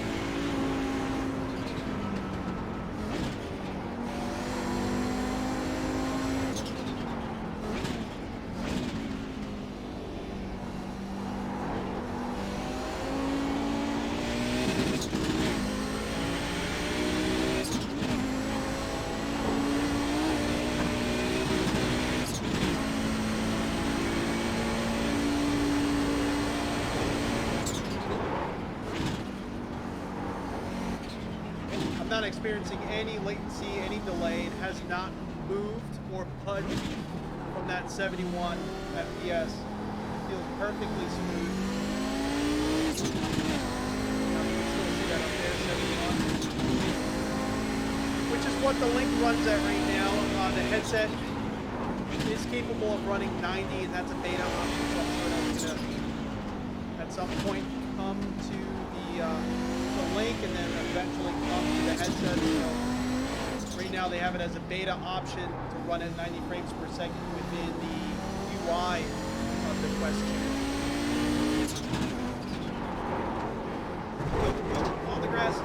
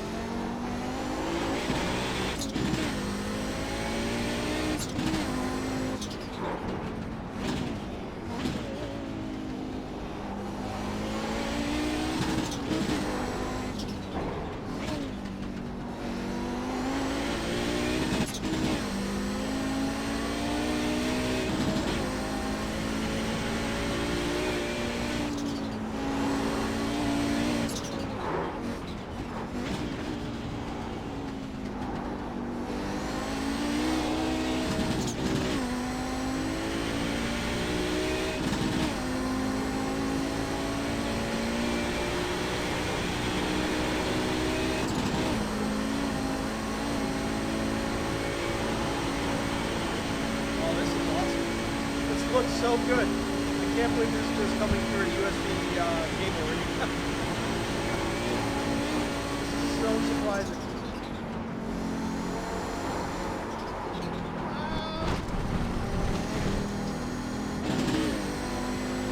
Now again, I don't have a Oculus Rift S. I almost bashed Quest and Rift together. But I don't have a Rift S here to test side by side. One of my friends lent me one a while back to review when we did the review, and it was very early on when they were having some issues.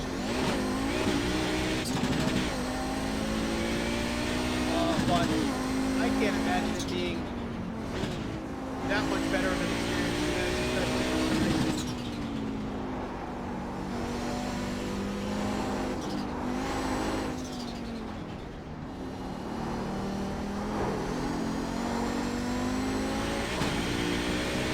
Do I think it's worse? I don't know. I can't really say, and I wouldn't trust if I were to say definitely it's worse or better or anything like that, because I don't have the headset here to do an A/B comparison going off of memory, and but to me this looks so good right now that I would be surprised if it's that much of a different experience. I'm not sweating in this headset, which I know Gaming Muscle just pointed out that he felt surprisingly cool in this headset. I don't feel like I have any extra heat being radiated on my face, which is very common for VR headsets. From the monitors, you feel some heat kind of shining on your eyes and on your face. Normally, I would be completely drenched in sweat by now. I feel comfortable, you know.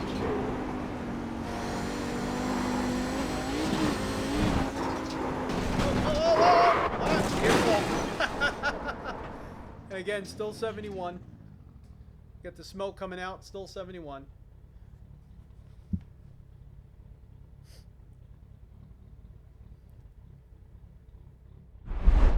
Channel VR, yes. I am running with the 3090. Everyone, hopefully you enjoyed. I do got to get going. I got to get running to work. We're going to be doing a lot more testing with this. This is not just a one and done video. This is my first impressions. And I got to say, in the beginning, I wasn't really that thrilled because I could tell that we were not running at the resolutions that this headset was capable of. With your guys' help, we were able to use the Oculus Debug Tool. And again, I'll put that on the screen so that way you could see the settings that we were running at. Boom. So again, the pixels per display pixel override, some were saying run at 1.2.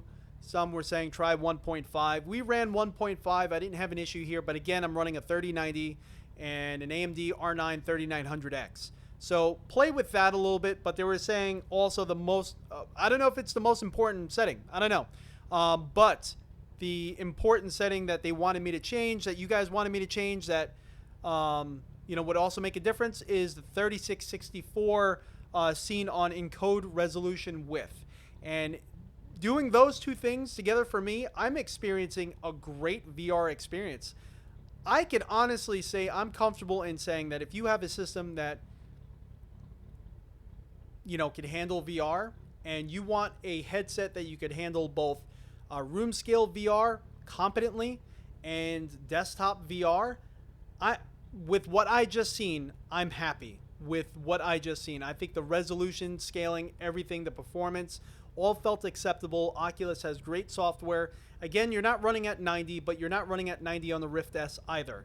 And I do know that this panel is capable of running at 90, and there's a beta for running 90 within the Oculus Home app, on the VR headset when you're, just kind of browsing around the Oculus Home. So there is actually a beta out for it. It seems to be in the future that they may release it on some titles to run at 90 frames per second. And if that happens, I could only bet that eventually maybe they're going to be doing the Oculus Link for Quest 2 at 90 frames per second. If that happens, that's going to be amazing at that point, because it's going to be the, you know, I guess the best compromise for an all-in-one headset. But right now, with this type of screen, the LCD type display that a lot of these headsets are going to, the Quest 1 versus Quest 2, I do got to say, you know, when you're going from OLED to LCD, you do have a loss of contrast. When you're racing or doing anything that you're doing during the day, you're not going to notice that. This panel actually handles that really well. The contrast looks really good. It's when I was at playing Onward on one of the levels at night, trying to really find the guys hiding in dark places at night. That's when it became an issue and everything kind of looked gray instead of black. You know, when there was no sunlight, no lights hitting an area. In the OLED panel on the Quest 1, you really feel that darkness. You almost feel like the panel is off because the pixels are actually physically turned off. On this one here, as well as a lot of the other headsets using this similar type of panel, everything just looks very dark gray because the backlight is still kind of there. So I'm impressed. I'm genuinely impressed. We're going to do a lot more testing with this. This is just our first time kind of getting it on and really just trying it. Very, very happy. 1.2 for a 2080 Ti. Very good to note. 1.2. So definitely pixels per display per eye, or whatever that setting was. Try 1.2. Thank you everyone for your help during this and actually getting this running. Did I know that I could change the SimX cloud tuning voice by going to Windows 10 speech settings? Oh, I did not know that. I did not know that at all.